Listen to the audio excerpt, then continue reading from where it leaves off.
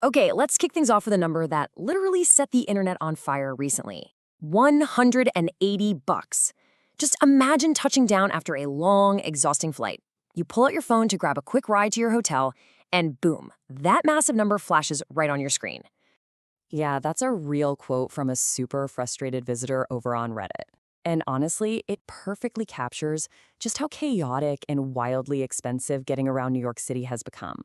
The crazy thing is, this isn't just an isolated glitch. It's a symptom of a whole transit ecosystem where algorithms, set and surge pricing, and a literal labyrinth of hidden fees are basically working overtime against your wallet. So let's dive into this explainer. We're going to build you a tactical survival guide so you can actually navigate this complex web of NYC transit without getting totally ripped off.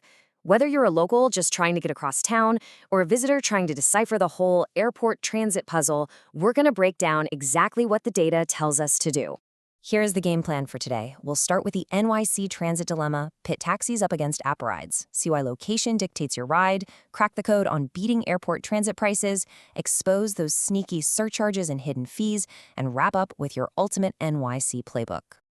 All right, first up, the NYC transit dilemma. So, the transit landscape in the city has shifted dramatically. It's fiercely competitive and totally tech-driven now.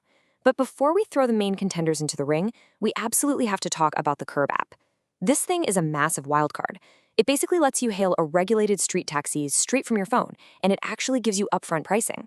It even has this cool pair and pay feature, meaning you can flag a cab down the old-fashioned way, hop in, and just sync it up to pay digitally. Total game changer. Moving right along to taxis versus app rides. Now, which of these heavyweights actually deserves your hard-earned money? Well, it really boils down to this core trade-off, the raw predictability and speed of a meter taxi versus the digital convenience and, frankly, the surge risk of Uber and Lyft. See, yellow cabs have a literal superpower. They are legally allowed to use the city's bus lanes. In Midtown gridlock, that can easily shave 15 minutes off your trip. But on the flip side, with Uber and Lyft, you get that psychological comfort of an upfront price. You know exactly what you'll pay, even if traffic comes to a complete standstill. Next up, why your location dictates your ride. A huge thing to remember is that your physical location basically makes the choice for you. The rules actually strictly block green cabs from picking you up in Lower Manhattan. That makes yellow cabs the undisputed kings of the city core, while green cabs are your absolute outer borough lifesavers. This dual system was actually designed intentionally to bring street hailing to areas that yellow cabs historically ignored. So, rule of thumb, if you're up above 96th Street or chilling out in Queens, look for green. If you're anywhere near Times Square, you're looking for yellow. Let's actually test this logic with a real-world scenario that happens all the time. Imagine it's 5:30 p.m., you're smack in the middle of Midtown Manhattan, and the skies just open up. Absolute downpour. What is your move? Yellow taxi takes the win here, hands down. Why? Because that meter doesn't suddenly triple just because you're getting wet, and they can legally bypass traffic in those bus lanes. Think about it. While everyone else is huddling under awnings, pulling out their phones, and triggering a massive Uber surge that turns a $20 ride into an $80 ride, the yellow cab's meter just keeps happily ticking at its standard, highly regulated rate. But let's flip the script. What if you're finishing up dinner way out in an outer borough, let's say a quiet, residential street deep in Brooklyn or Queens, and it's around 11 p.m.? In this case, the apps win effortlessly. Trying to flag down an empty yellow cab deep in Brooklyn is literally like looking for a needle in a haystack. You could be waving your arm on a dark corner for hours. Uber and Lyft give you that guaranteed, seamless door-to-door service exactly when and where the traditional taxi network just completely fades out. All right, let's get into beating those brutal airport transit prices. This right here is usually the most expensive trip you're going to make. But here's the secret weapon. Yellow taxis offer a guaranteed flat rate of $70 from JFK into Manhattan. It is an incredible shield against Uber's wild surge pricing. Remember our friend from the beginning who dropped $180? If they had just walked out to the taxi stand, they would have saved over $100. Even after you factor in tolls and a tip, bringing it closer to $90 or $100, it is by far the safest bet during high-demand hours. Now, for LaGuardia and Newark, the math shifts entirely. There's no flat-rate taxi from LaGuardia, it's strictly metered, so you definitely want to compare that against the apps. But honestly, you should really be looking at these insanely efficient public transit options.